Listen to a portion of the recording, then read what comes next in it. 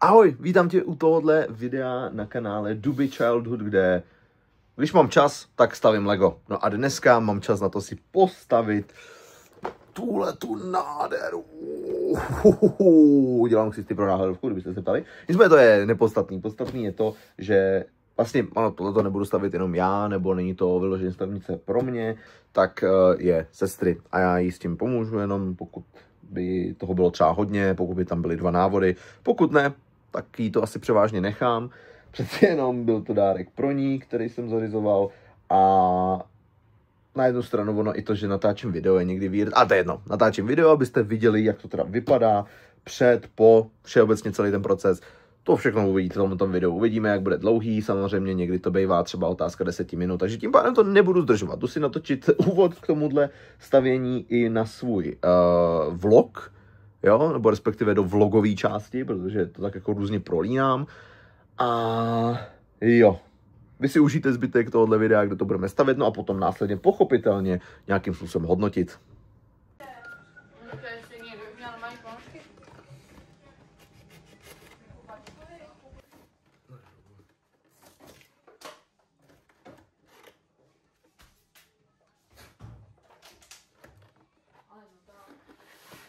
No, ty vole, tak jako... Že? Hovno, tady jenom jeden. Můžeš něco vyhrát. A proč si dáváš jim po sobě, co já jako? No, třídím, ne? Takže builder. OK. Když jste měl takovou dobu tam, vole, Jo, tak to není tak vlhký. To máš něco o něm. Na tom Konondovi. Teďka se divím, že pamatuju si z celýho jména, to já nevím. Hej, a jako koukáš jsem to ty a beze mě? Jak to pak dám, prosím tě, neboj se, tohle to jenom na videu učil. Ten venek si postav ty. Mně to nebylo, jo.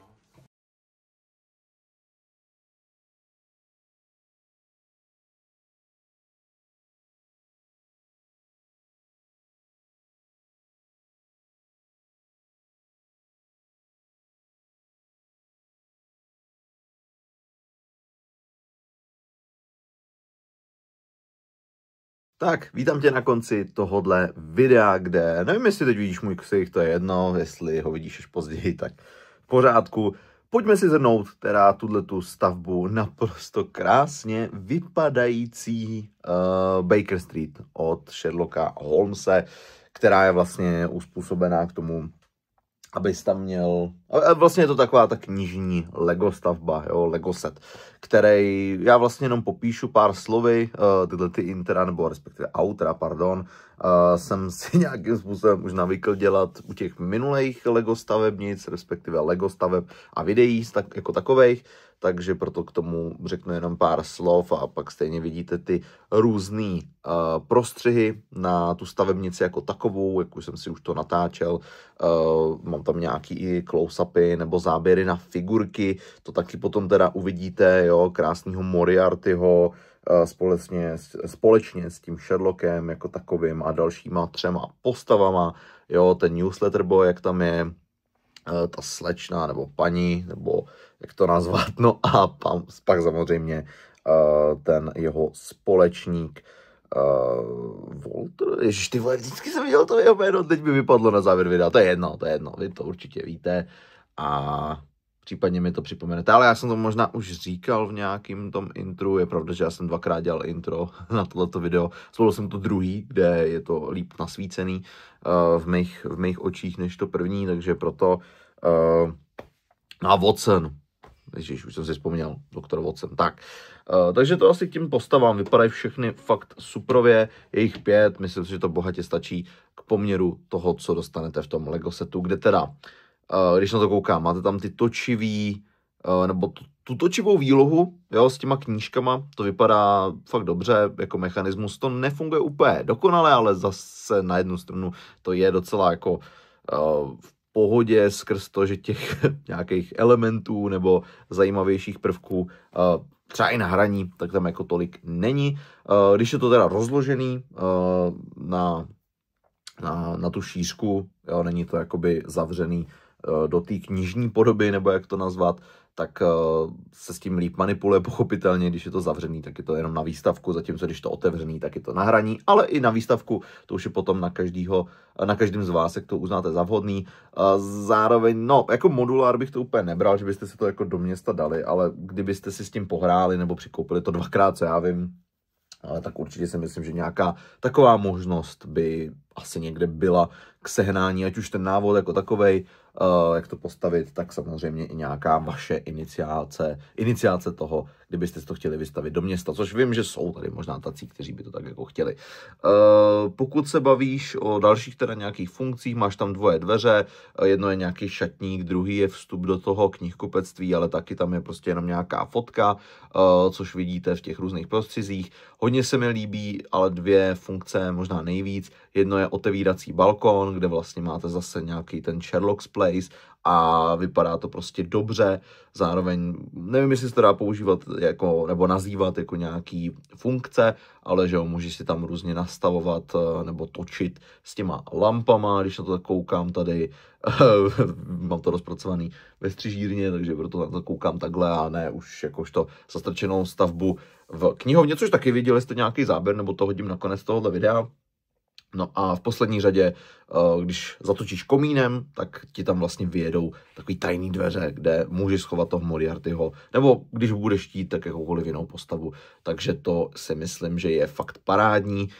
Střechy jsou docela fajn, zadek máš vlastně udělaný jako knížku, což si myslím, že je super. Funguje to vlastně jako takový diorama v rámci knížky, nebo Leporello. Ač samozřejmě je trošku hodně specifický Lego Leporello a já to hodnotím fakt mega kladně. Já jsem z toho naprosto překvapený, koupil jsem to, nebo respektive inicioval jsem tu koupi pro sestru, ta si to postavila, ta byla z toho nadšená a jakožto faninka Sherlocka to fakt brala hodně s úsměvem. Já to beru jenom jakožto obdiv a údiv, že ten Lego knižní set, já jsem od toho měl trošku jako smíšený pocity, ale fakt se to hodně podařilo a líbí se mi to, takže z tohohle hlediska jsem zhrnul asi všechno. Díky moc, že jste koukali i na tohleto video, kde se staví a nějakým způsobem představuje nějaký Lego set. Určitě to můžu doporučit. Ta cena je možná jenom o pár stovek vyšší, než bych si jako představoval skrz třeba nějaký jako možnosti či velikost toho setu, ale na druhou stranu zase těch kostek tam je poměrně dost, oni to možná mají asi rozpočítaný v Legu, takže já co bych do toho kecal, že jo.